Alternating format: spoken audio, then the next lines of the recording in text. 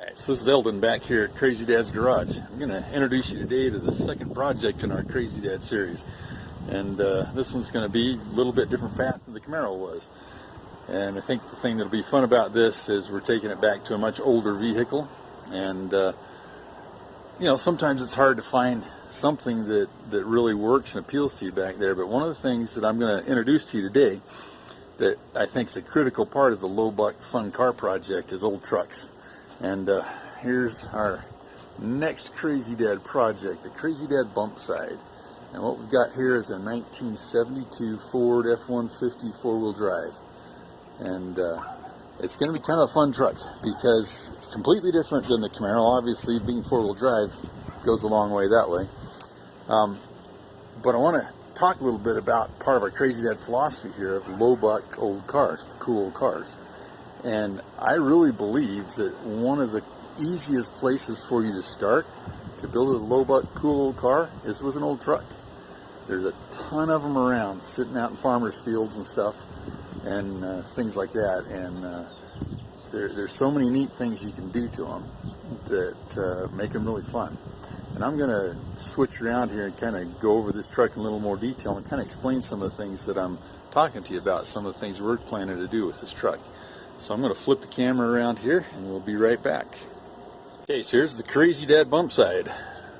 First introduction to it. Now when I first got this thing, it didn't have those nice wheels on it. It had some really plain skinny stalkers and real short tires, and so this truck was really a good starting point. I happened to have the wheels and tires around. Actually, they came from the truck I traded this thing for.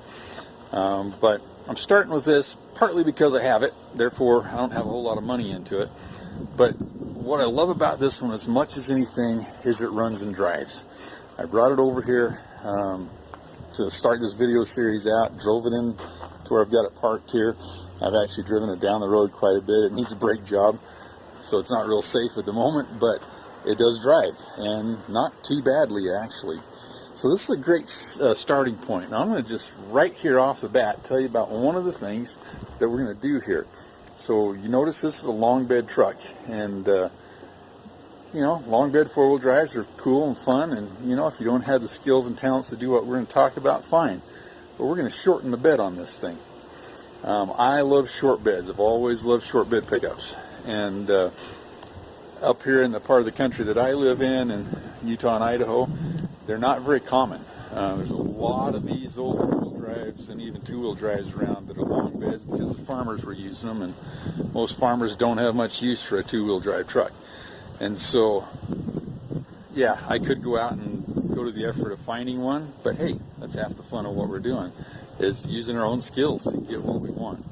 And so we're going to shorten this long bed down to short bed dimensions, and we're actually going to shorten the frame and the bed, and then we'll show you that entire process.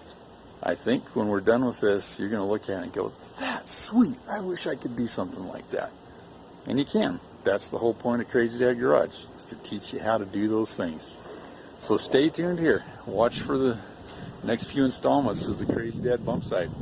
I'm not sure exactly what order we'll go in on it, but we'll dive into it here shortly and probably put that fender on it and maybe pull the bed off and start fixing that and shortening that process, and then we'll get to the frame, and who knows, we'll just keep her figured out here.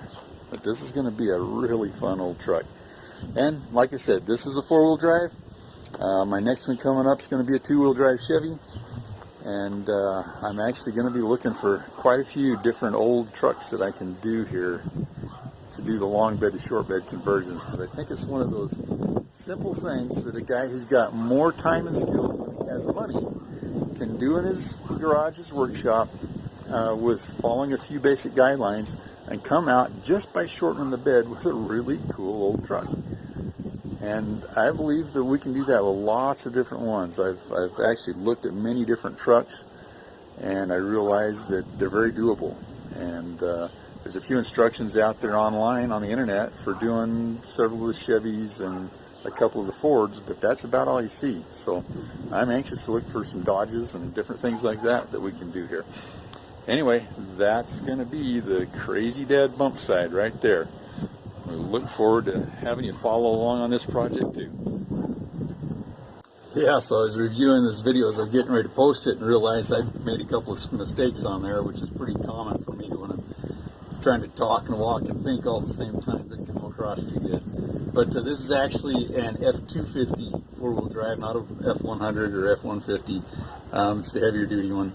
And also I made the point that farmers are never particularly looking for a two-wheel drive truck. That's not true. Lots of farmers are using two-wheel drives. What most farmers have no use for is a short bed truck. They want all the space they can get to haul their stuff around, and you just don't see very many short beds on old farms, at least in our area.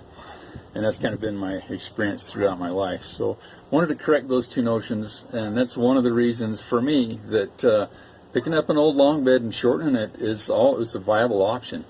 There's just so many long beds around, and most of them, in fact, if you're not too picky about what you're after, you can a lot of times pick one up for nothing, just for getting it off of the guy's place. A lot of guys, they'll want something for them, but most guys are not too. They don't think they're gold-plated. Although I have run into a few that they think the thing's worth a mint. I've got my eye on a Dodge right now that the guys, they think it's worth a ton of money restored, and so they're going to charge a ton of money for it unrestored, and I'm like, that just doesn't add up well, but we'll see. I might be able to dicker them out of something there. But anyway, I want to cover a couple other things here on why I like trucks from a low buck cool car standpoint, even if you're going to spend money and do an all-out show car restoration, why I like trucks.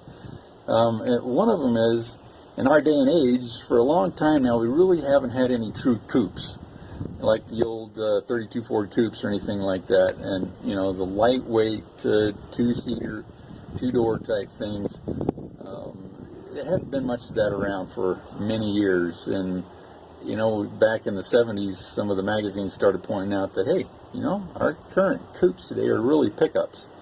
And that's kind of true. Now, a pickup's a little heavier than a car and that sort of thing, but there's still a lot of fun. You get the two-door essence that was missing for a long time. Two-door, two-seat even, you know.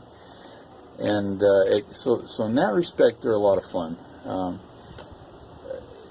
I've thought back, kind of what got me started into the whole idea of low buck cool cars, really, was I've owned some neat cars over the years. One of my, the favorite ones that I ever had was actually a 66, I think it was, GMC pickup that I had. And it just had some white spoke wheels on it and some bigger than normal tires. Had one of those giant GM V6s in it with a 4-speed, and it was primer gray. And so nothing fancy at all. But I had more fun driving that old truck around because, first of all, I'm a truck guy, but second of all, even back when I had that, it was old. And it was fun, it was cool, and you could just put around, go down to the lumber yard and throw some boards in the back. It was no big deal.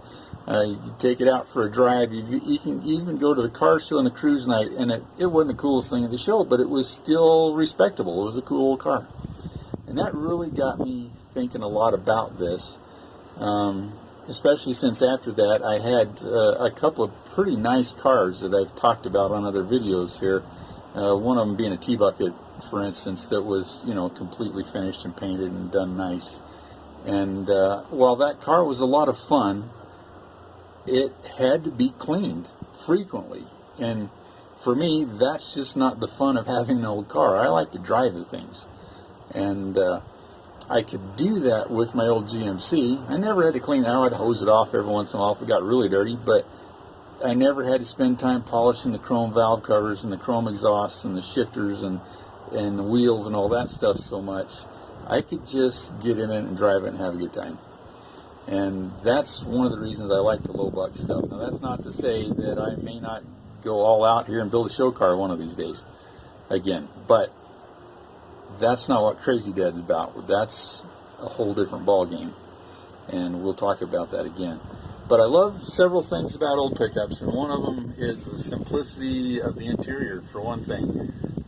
One of the big expenses you get into in building a nice older car is the interior. And we kind of covered that in the Crazy Dad Camaro, where we went out and found some junkyard seats to replace the ones that were in it for pretty nice.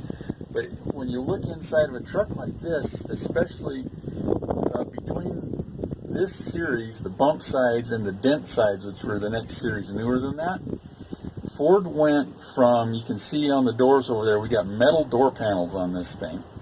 Ford went from that to plastic door panels and a lot of extra trim and stuff like that. And especially in those early years, that stuff breaks after it gets so old. And it's hard to replace. You got to buy expensive aftermarket restoration stuff or build something entirely new and different. What I love about these dent sides is if that door panel over there that we're looking at was bad, the worst thing that I'd have to do is sand it down and repaint it. And in this truck, I don't even have to. I'm just going to clean these puppies because they look pretty nice just the way they are. And so I love the interior, that there's so little upholstery work and stuff to do here. This seat that we're using, I'm sitting on the bad spot of it, and there's a rip over there.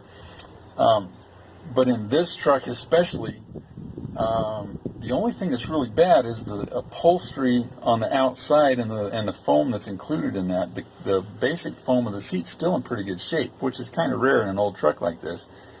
But because of that, rather than spending money to upholster this, and I could do it, I've got the talents and the ability to do it, but I'm just going to find a nice looking seat cover and put on here.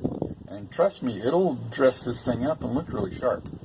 And so I'll have to do that. The one place I'll really have to probably spend some money is on this dashboard.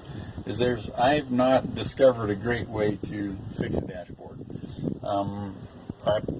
If I can go out and find a replacement dash pad for that for even $100 or $200, that's still within the budget of our low buck job on this thing, because we're not going to spend much money on this truck. I mean, realistically, if I think about the trades that I've gotten started here on this one, I'm just going to say I've got $1,000 in it at this point. And I don't think I'm going to put another $500 in it, even with painting it and doing some of these simple upholstery things, the few things I've got to do, the motor, that sort of thing. So we're going to end up with a $1,500 truck here, if you consider that it cost me $1,000 to get started. And I'm telling you that there's a lot of times, especially in a two-wheel drive, you can pick one of these up for nothing. In fact, the Chevy that we're going to do next, one of my buddies gave it to me. And it doesn't run. We're going to have to do a little work there. I'll talk about that. But they're out there. I've had people give me old trucks like this, and it's not uncommon at all. So that's just an introduction there. I wanted to wrap up a couple of those details and get you thinking about what's your cool old project going to be. You got a truck sitting around you might be able to get a hold of? Take a shot at it. We're going to show you how to do it for cheap.